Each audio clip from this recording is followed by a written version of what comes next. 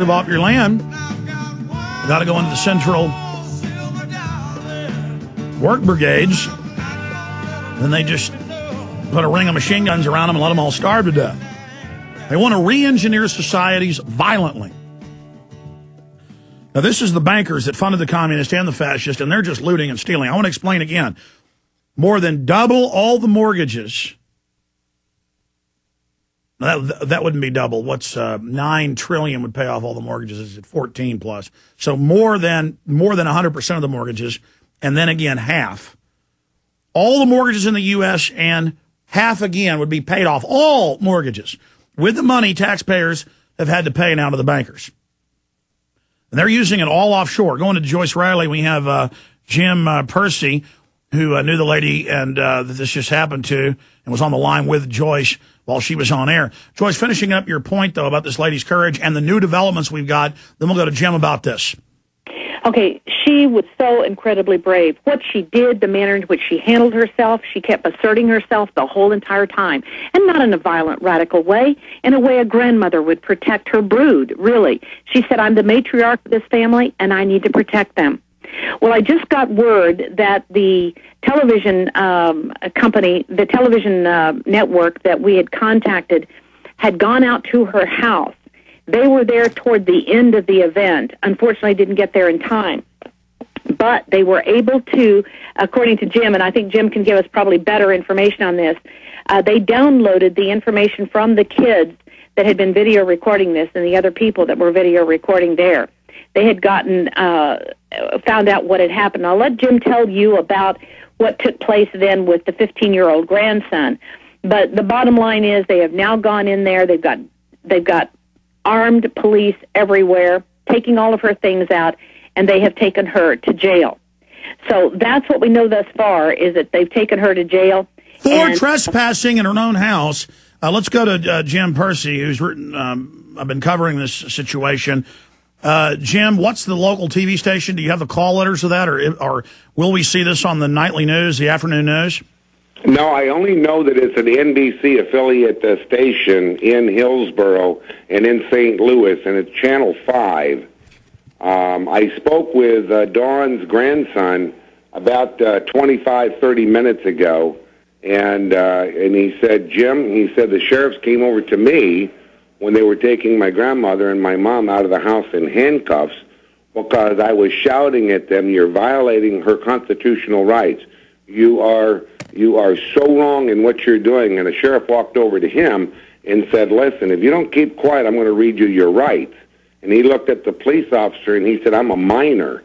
And he said, well, then you'll be a minor in jail if you keep talking. And this 15-year-old grandson that Dawn has is quite an interesting young man. He's got a real heart of steel. But you know, Alex, it's really twofold what's going on with Dawn Welsh. Not only does she have a statement from the original bank that she used to mortgage her home, that her home is paid for, and not only did Wachovia not do their due diligence and put themselves as a legal lien holder on title to the property, Christopher Boyko ruled in November of 2007 in 14 cases that were brought before his court regarding Deutsche Bank trying to do the same thing. Judge Christopher Boyko ruled that because the bank had not put themselves in a legal lien hold position, that the properties were paid for. And those people walked out of his court with their homes. Now, Dawn Welsh not only used that as her defense, but we also challenged the jurisdiction of the court. Because as you well know, Alex, today there are three courts in America. There's a common law court, there's an equity court, and an admiralty court. The only courts that are up and running are equity and admiralty. And the only thing that the equity and admiralty courts can adjudicate are those who have voluntarily consented to a contract, or those who are corporations. And we had filed with the courts an affidavit denial of corporation existence, and we had challenged the jurisdiction of the court. And when the court's jurisdiction is challenged, Alex, you probably know this, that court cannot proceed until they overcome the challenge of jurisdiction. Yeah, well, they don't care. They don't. I mean, the government ships the drugs in, the cocaine, the heroin in openly. Police openly pull old ladies over and grab their earrings and watches publicly, and it's on the news, and the cops say, we're allowed to. If you don't like it, we got a SWAT team. You know, I mean, that's the answer. You don't like it, we got a SWAT team. And we'll finish up with this on the other side and then get to everybody else's calls and shift gears. Stay with us. Look, everything's a fraud nowadays. The IRS didn't exist till 1913. It's a collection agency for the private Federal Reserve on record. Congress has had hearings and admitted that. And not one red cent of the money you pay goes to the infrastructure. It all goes to interest to foreign banks. Now they've gone to a new level, $14 trillion in 7 months, 14 plus trillion, not counting the $787 million stimulus package, where they said it'll all be transparent. Now they say none of it's transparent. Ha ha! And if you don't like it, you're a terrorist. We're not going to allow you to own guns. Now, you thought the DHS report was bad. Now they have a bill citing those reports saying you're not going to be able to own a gun, veterans. Remember Bill Clinton? First thing he did when he was about to leave office was say that hundreds of thousands of vets couldn't own guns that didn't even have criminal records. And everybody, I mean, literally everybody I know former, guys that own businesses here in town who were famous UT football players. And, and I'll be at an event or something, they'll come up and go, Alex, I don't have any criminal record, and I can't buy a gun now because they say something in my military record. And one of the guys here in the office, no criminal record, tried to go buy a gun last night, and they just said no. And if you don't like it, a SWAT team will drop by. That's what the paramilitary police are about. That's what making you take your shoes off and go through body scanners and now brain scanners. That's back in the news. MRIs. But what's next? Well, they want to take blood and urine. They have an executive order to do it. When you get the DMV, but the illegals are all exempt. Everybody for 36 years at birth has blood taken for a DNA database, which they now admit is for eugenics. I told you that for years. Now it's mainstream news. The Human Genome Project, Cold Springs Harbor. Just search engine Cold Springs Harbor. Don't believe me. It'll be the birthplace of eugenics. What Hitler quoted as his founding place. It's all eugenics.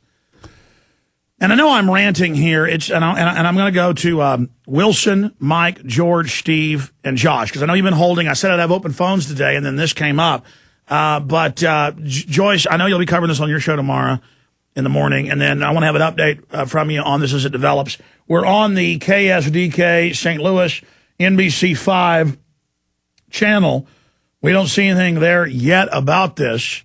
Their editors might, not let them run into. They may say she's with Al-Qaeda or something before they do. But it is Missouri where they say Ron Paul's a terrorist and libertarian bumper stickers are terrorism. And in Missouri, they announce if you criticize Obama, you'll be arrested. By the way, new listeners don't believe me. Go to YouTube and type in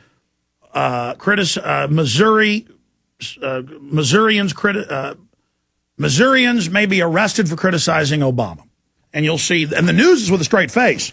Joyce, Missouri's a great place. The show me state, hardworking, great, salt of the earth people. A lot of the folks from Missouri are the ones that founded Texas. They were from Missouri, Tennessee, Kentucky, places like that, Alabama. What has happened to Missouri? Or is it there's so many patriots there, Big Brother's really trying to crack down? I mean, why do we see I know this is going on everywhere. Texas is real bad, too. So is Illinois. Every state's bad. But, I mean, what is it about Missouri that they just really hate patriots? Well, I think that it's the heartland area where if they can make the heartland look bad, they can make anybody look bad. I mean, Texas has got a reputation, but Missouri doesn't. So now all of these patriots that are springing up Missouri, and let me tell you, there's a lot of them that live in the Lake of the Ozarks or back in the Ozark Mountains and don't want anybody to even know where they live, I think is a concern for them. So the state of Missouri is attempting to do everything they can to control these people, and they use the force and the intimidation. So that's what we're seeing. And I just I have to tell you how much I appreciate Jim Percy, because Jim Percy was up at 4 o'clock this morning there on the phone with Don Welch. If she needed him any time of the day or night, he has been there for her. I want to give Jim Percy credit, because when Don went into the court, he was right there with her on a cell phone. And then the judge called her to the bench, and he was telling her what to do also. Now, this is not a situation where Jim encouraged her to do anything different. This is a situation where she was already doing this. She was already in trouble. with the mortgage because of them saying that it wasn't paid off. Yeah, she decided to make her stand, so folks tried to come to her aid. And absolutely. Well, Joyce, as this unfolds, well, I guess, they're going to charge her with trespassing for being in her house. They don't just take your house now in America when the armed police come with their Humvees. I guess they now charge you, and it's just a real travesty. So we'll track this as it develops, Joyce, and we'll have you pop back in and Jim tomorrow if you can do it. Thank you so much, Joyce. Thank you so much, Alex.